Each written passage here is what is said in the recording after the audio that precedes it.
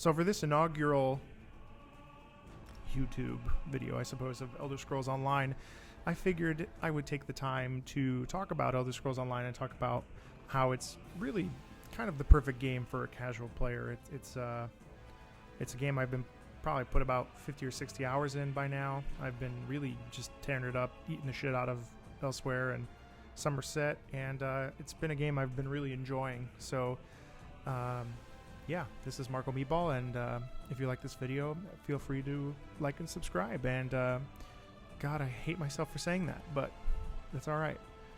So, Elder Scrolls Online. I gotta say, I don't know what it is. You know, maybe my life has changed in the last couple years. I've tried to play this 3 or 4 times now, but you know, maybe it's because Game of Thrones ended this year. I've just been hankering. I've been hankering for an experience. I've been hankering for a fantasy kind of larger than life experience, and I have to say I found it with Elder Scrolls Online.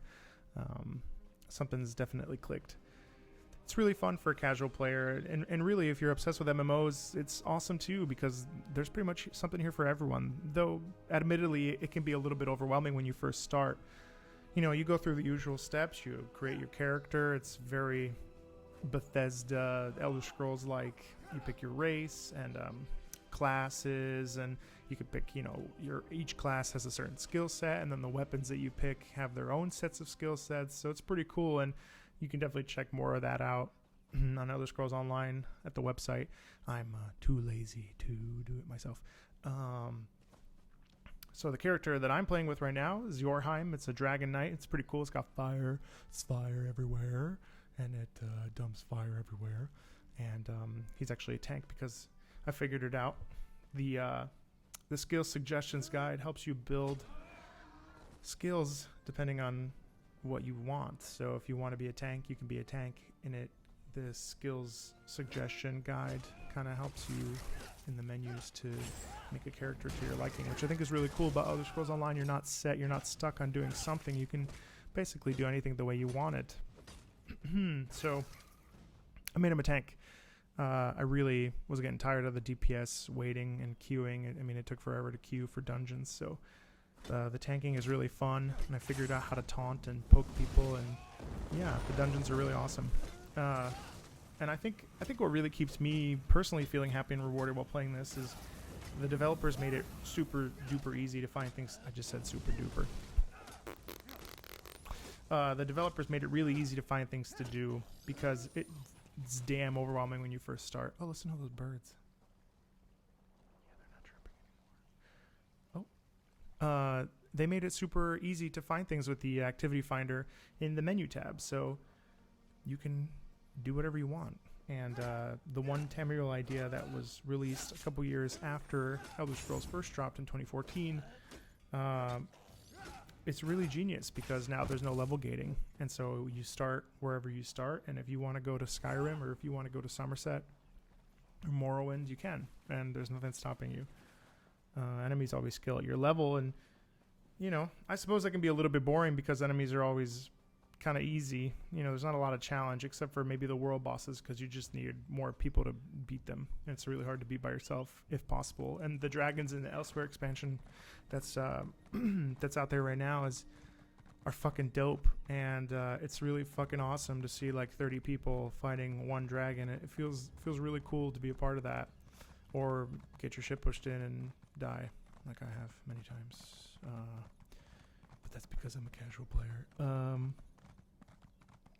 Also, as you can see, I mean, it's pretty nice to look at. I mean, I don't have a lot of experience with MMOs. It's definitely not my forte or area of expertise by any means, but it's really nice to look at. And every zone has its own kind of flavor and brand. And, you know, Somerset is so bright and so green as you're watching right now.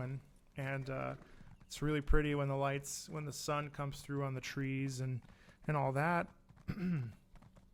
But then you've got deserts, and you've got snow areas and mountains. And which one could he possibly be? Also, what's cool is that each of these zones have their own special story quests and a shit ton of side quests too, that are really easy to find. And you can find everything, like I said, with the activities finder. And usually you'll plop yourself into a new zone and someone will run up to you and be like, hey, we need help, please come help us. And then you go and you help, and you know, each of them have their own kind of stories, and it makes you feel like you're doing something good, and you're progressing. More than anything is that there's a constant flow of progression. There's always something to do, always something to get to level 50 and then start on that champion rank, and to find sky shards, which if you don't know, sky shards are these crystals you find, and if you find 3, you are able to get 1 skill point. So, you know, there's like incentive to like explore, and that's something that's really cool about this, is that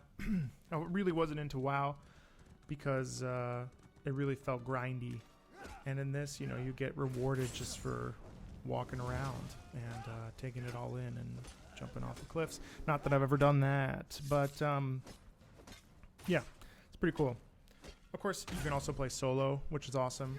I don't have any friends, because if I did, I would play. No, I don't. None of my friends play this game, so I usually end up playing by myself. And you can join a guild if you want, to play with other people or to see other people type in chat, so that you don't feel the dread of existential crisis quite as bad.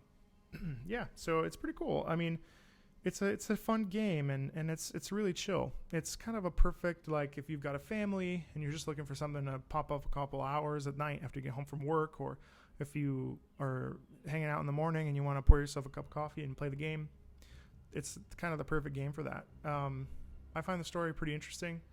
You know, there's the main story and then the story of the expansions, and then, like I said, these zone stories. But yeah, it's kind of my short and sweet and kind of dirty, filthy casual thoughts on ESO. So, I mean, it's definitely a game you can sink in a couple thousand hours in if you want. There's so much to do. Crafting, I mean, I didn't touch on the crafting. I didn't touch on, you know, kind of fishing. There's a whole bunch of side activities, and like I said, all these side quests and crafting armor and alchemy stations and all that stuff. So, I mean, I think there's something here for everybody, and it's definitely a fun game. So, thanks for watching. Signing off.